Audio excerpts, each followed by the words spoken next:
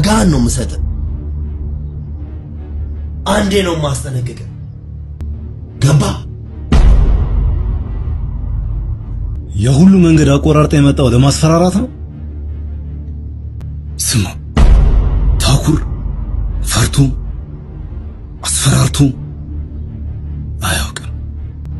ወንድነት ለታኩር ተግባር ነው።